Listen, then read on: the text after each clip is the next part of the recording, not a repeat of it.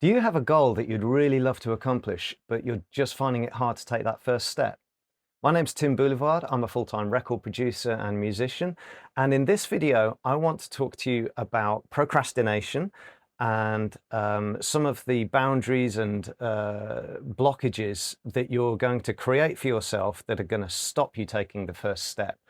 So what are some of these boundaries? Well, let's say for a start that you've got a goal, you know what the goal is. Let's just start with something simple. Okay, let's just say that your goal is to start going to the gym.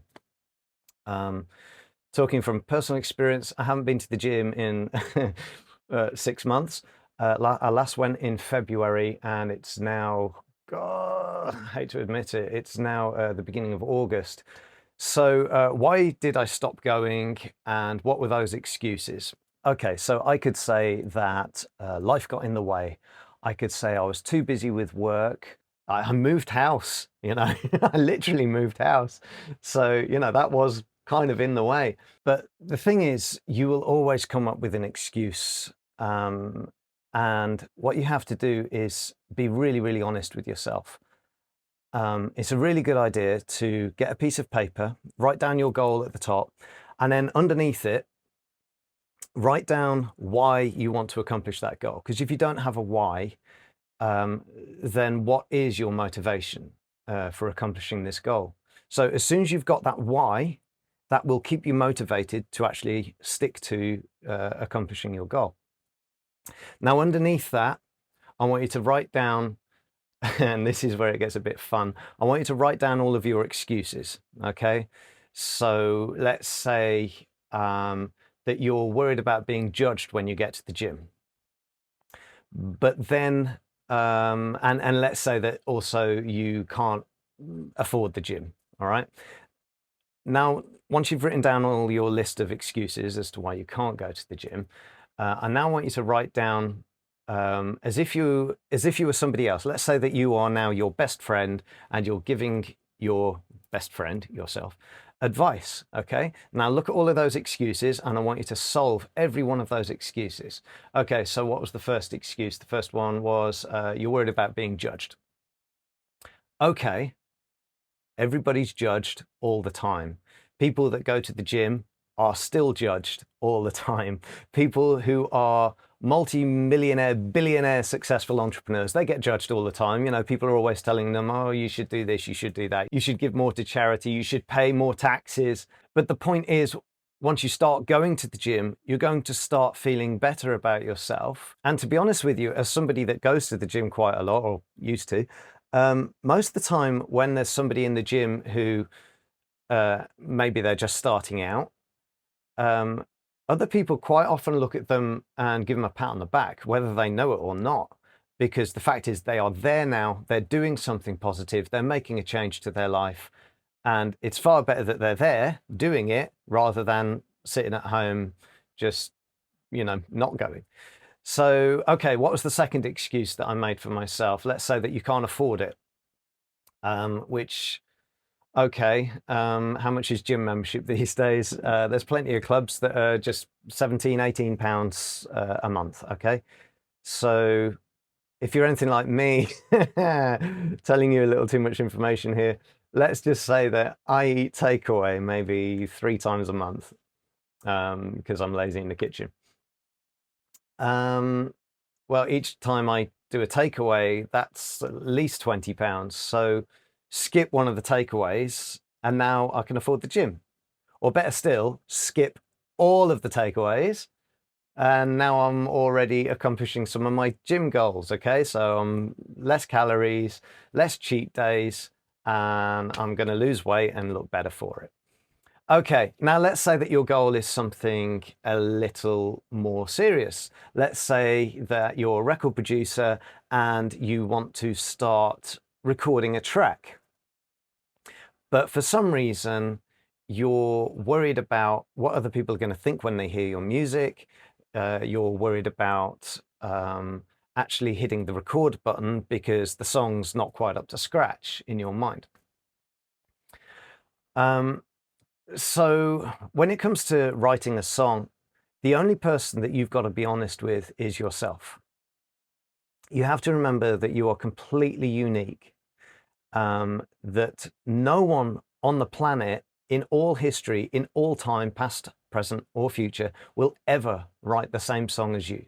You'll probably find that if you actually record that song and put it out, some people are going to like it, some people are not going to like it, but that's totally fine. That's always the case with music. You might love Coldplay and somebody else hates Coldplay.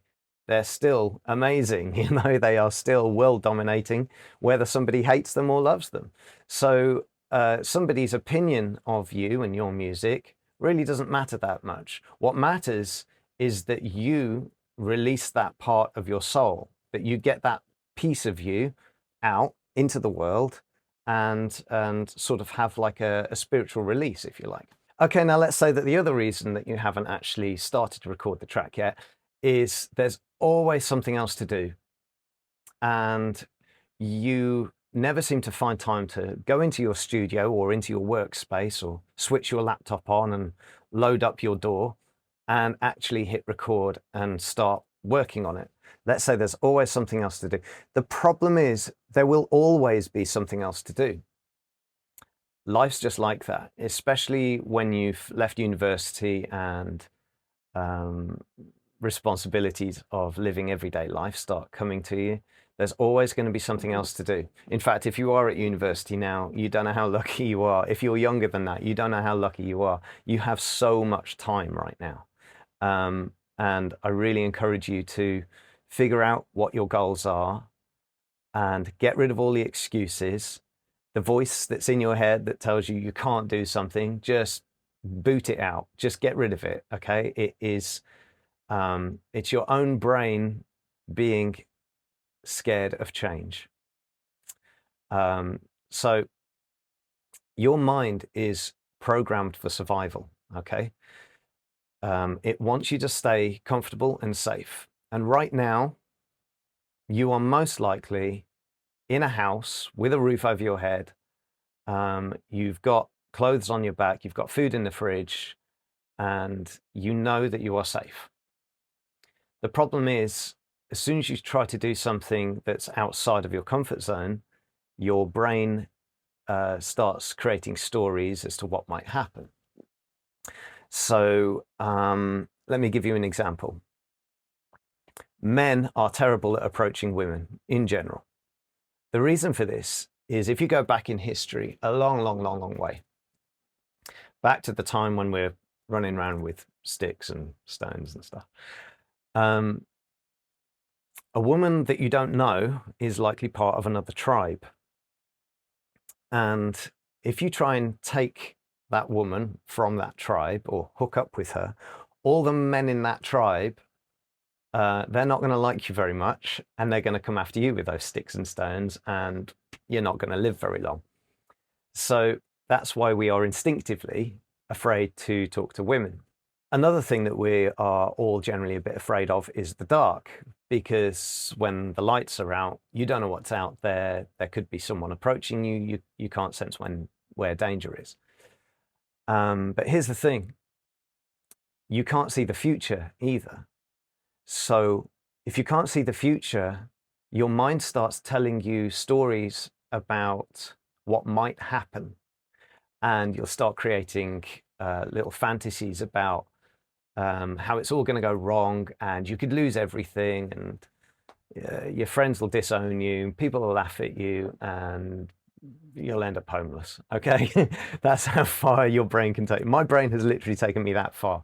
When I've come to try and like be a record producer, be a full-time musician, my brain's ended up telling me, oh, if you do this, you're going to end up homeless. And yet there's never been a day where I've been homeless. There's never been a day where I didn't have food in the fridge. Maybe I'm lucky, but I think that the more you go for something and put your heart into it, the more likely you are to see great results.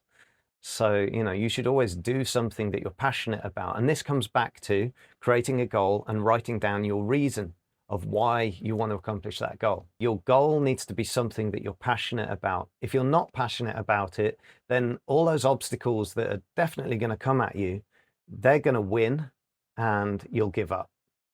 But if you're passionate about what it is you want to do, and don't forget that passion is probably going to be written down in that second thing underneath your goal. You've got your goal here, and then you've written down your reason for doing it.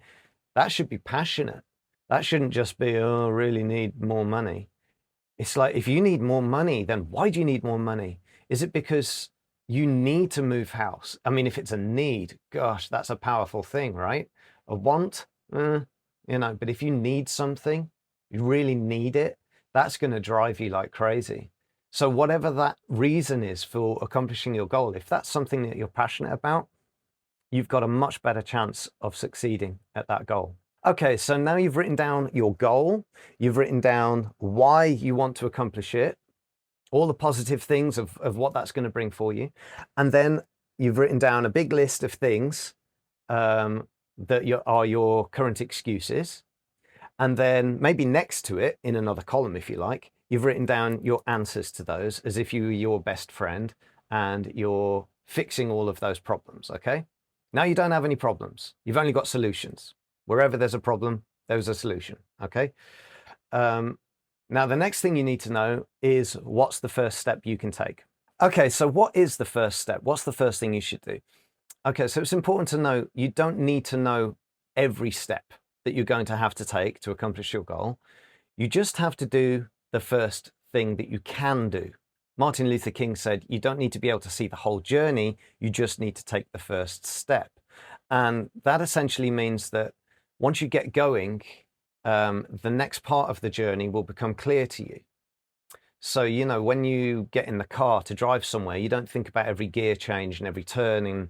You just get in the car and drive to the bottom of the road. And then you probably look at your sat nav and it will tell you turn right. And then your sat nav will tell you go straight on and then turn left. Okay, but you don't sit there looking at your entire sat nav, do you? And figuring out the whole journey. You just start driving and the journey uncovers itself to you.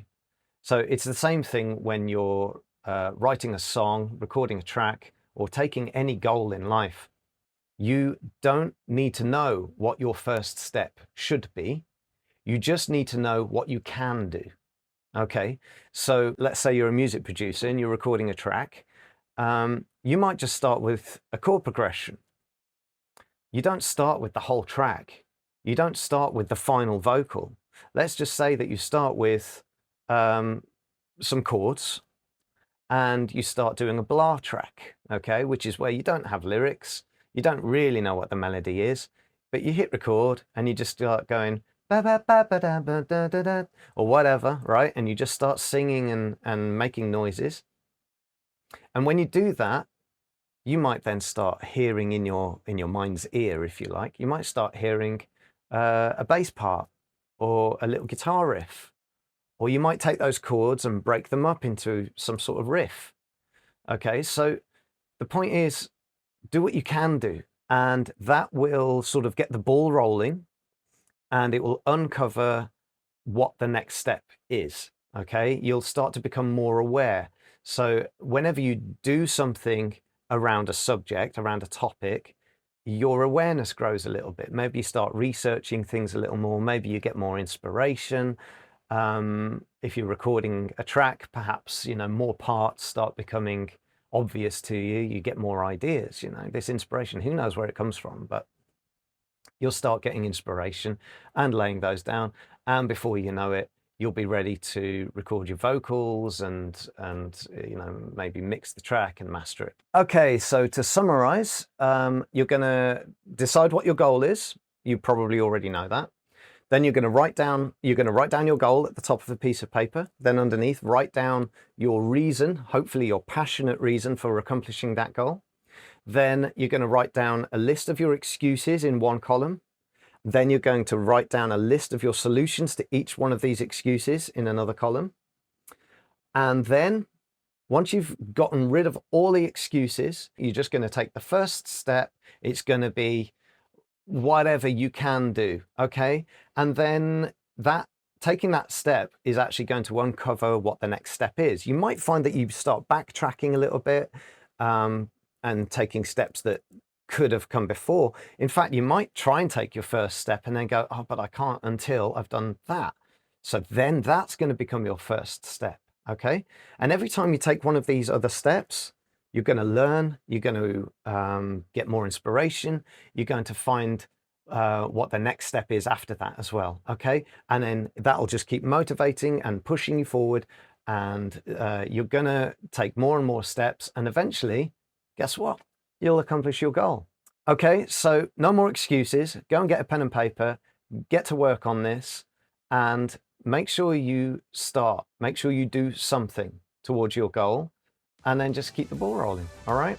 Okay, so I hope this video was helpful for you. I hope you enjoyed it. If you did, please just do me a favor and hit the like button. And why not hit subscribe as well, because I'll be making more content like this to help you become a professional musician, a professional record producer, and just kind of get through life in general without too many injuries. So if you'd like any more advice on being a musician, being a record producer, playing piano, writing chord progressions, writing melody, lyrics, or anything to do with being a professional musician, such as how to beg for food, why not just go ahead, drop it in the comments section for me, and I'll try and address that for you in a future video. But with that being said, thanks very much for your time. I hope you enjoyed, and take care. See you soon. Thank you. Bye-bye.